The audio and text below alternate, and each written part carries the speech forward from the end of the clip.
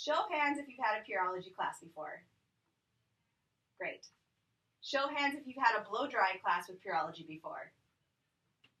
Yeah? Awesome. Well, I'd like to thank you for taking your time to come sit with me today. I know it's probably your day off for some of you, so thank you for coming in. Today, we're going to spend the next 4 hours doing a hands-on blow-dry class, and we're going to learn 2 different blow-dries that are going to help assist you with your clients on a day-to-day basis. So my name is Katie Rote, and I'm from Minneapolis, Minnesota, and I have been a hairstylist for 14 years now, and it doesn't seem like it's been that long, but it has been. I have a studio salon in Edina that I've been at. It'll be about 10 years in March of 2019 that I've been at this salon, or my salon. And a little bit about me and my story with Pureology. When I first started out, well, not really when I first started out, but I was with a color company for 5 years as an educator before I got on with Pureology. And I went through a mid-career crisis, and I call it a mid-career crisis. I feel like you can have this at any point in time in your career. But when I left that company, I got rid of everything that had to do with them. And I was in search of a new color company, a new color line, and a new product line. So I searched high and low, and I had a really hard time finding somebody to help me. Would you agree that change is hard? Yes. Yeah, it is hard. So I tried out a bunch of different companies and lines, and one day my now sales rep, Peter Cole, do you know who Michael Cole is? Yes. All right, so Peter Cole is Michael Cole's son, and they are the exact same human being, except for Peter's taller and has more hair, but they're the same person. So Peter actually walked into my studio just to introduce himself, and when he came in, he asked me if I needed anything, and I told him why I thought I was awesome. This is the kind of relationship we have with each other. We're very sarcastic, and we go back and forth. But I told him that I was a colorist. Show of hands if you do color. Great. So I do color and cutting and straightening. I do everything that has to do with hair. And so for me, most of my clientele is hair color. And I had told him that. And I said that I needed a product line that would help support whatever color line it is that I brought on. And what he did is he actually gifted me 2 bottles of the Pureology Hydrate Shampoo. Show of hands if you've used that. It's the purple bottle. What do you think? It's awesome. It's amazing. So yeah, he gifted me 2 bottles of the Hydrate Shampoo and then 2 bottles of the Hydrate Condition. And he told me to put 1 bottle on my retail shelf. Now keep in mind I had nothing on my retail shelves. And then to use one at the back bar. And he said, I promise you that it will sell itself. And within that week, being the only thing on my retail shelf, it did. Somebody came in and they bought it. And they bought it because they loved it. So to me, that spoke volumes as to why I needed to use Pureology and bring it on. And so now I've been with Pureology for 2 years, maybe a little over 2 years actually.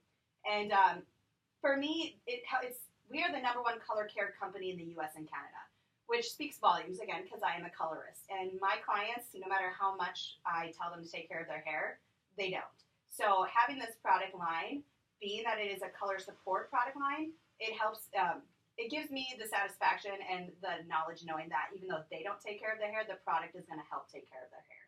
And we'll get more into why this product works for color in just a little bit. So before we get going into the class, what I would like to talk about, or actually give you a little direction here, is the bathrooms. If you haven't been here, they're down the hall around the corner. To the left, you'll see the women's is the first one, and then the men's is right before you go out the door outside. If you need to smoke, you can go out the back door. And if you have your cell phone with you, please turn that on vibrate. All right. So this is Blow It Out. And what I would like to talk about before we get into the blow dry itself is I would like to address a word, and that word is fear. What do we know about the word fear in a learning environment such as this? What can fear do to you? Keep you from learning. Keep you from learning? Keep you from growing. Not trying new things. Not trying new things? Yeah, absolutely. Yeah, fear can do all these things. When fear gets into your head, you get these little voices, and I get them every day, and it's like, you can't do this. Oh, you screwed up. You should probably reconsider what you do as a career. These little voices come into our head, and it is nothing more than fear, and fear can absolutely hold us back. So today, as we go through our class, what I would like you to think, if you happen to maybe do something and it didn't turn out the way you thought it would, and you start to get those little voices in your head, so I want you to think of fear like this.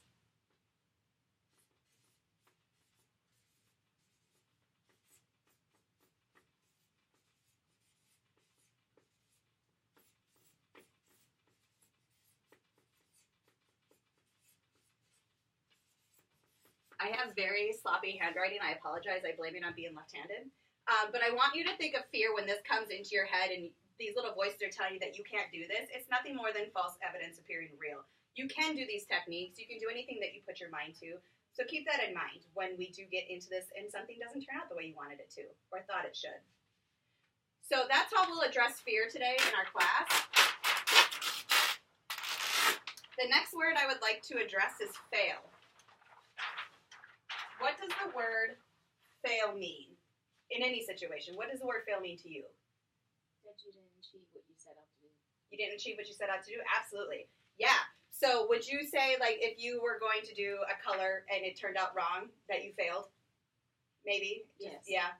Same. I actually had a color not that long ago, and I don't know what I was thinking, but it didn't turn out the way it was supposed to, and I had a meltdown, and it was a fail. But I want you to think today, too, as we're going through this, and the word fail may come up in your head or something didn't turn out the way you wanted it to. Think about failure in this way.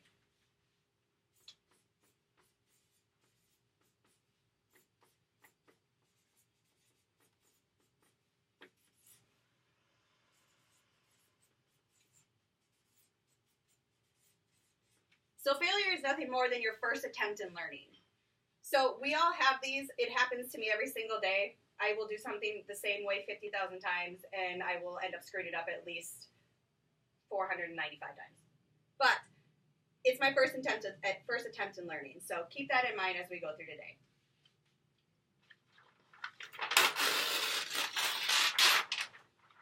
All right, intentions. What does the word intention mean? That you're going to try to achieve something. That you're going to try to achieve something? Absolutely. Let's see if I can achieve this to stay up. So yeah, so you're going to try to achieve something. So it's an intent on doing something. Would you agree with that? You have an intention, you set out to do something. Yes. So that's an intention. So every day, as a fellow stylist, when you get up, what are your intentions for your day, for yourself, for your business, or for your clients? To try to progress and move forward every week usually, but every day is to get better. Get better? To keep learning. All right, so get better.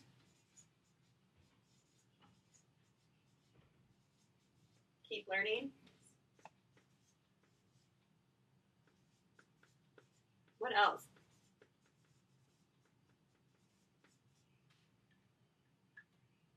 Client satisfaction is always important. Client satisfaction. We'll just put satisfaction if that's cool. Yes.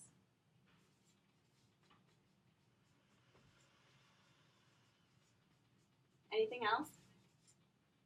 I spelled that wrong. 100%. Of course, making money. Making money, yes. Awesome. So all of these things are my intentions as well when I get up in the morning and I come to work or just in life in general. These are all great intentions.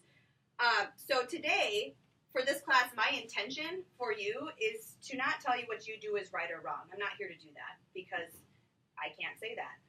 We just do things differently. What my intention today is to gift you a new tool for your toolbox so that in hopes that you can take one thing or many things away from this class and utilize it in your day-to-day life in the salon or outside of the salon. I am going to ask that if you have trouble seeing or if I start talking too fast, because I tend to do that, or you have any questions, please be responsible for your learning and let me know. Also, I'm going to ask that you be open today to the ideas that we're going to be doing. If you're willing to be open today with me, please raise your hand. Thank you very much. We're going to learn some great things today, and maybe they're things you already know, and maybe they're not. But we're going to get into the class now. Okay, so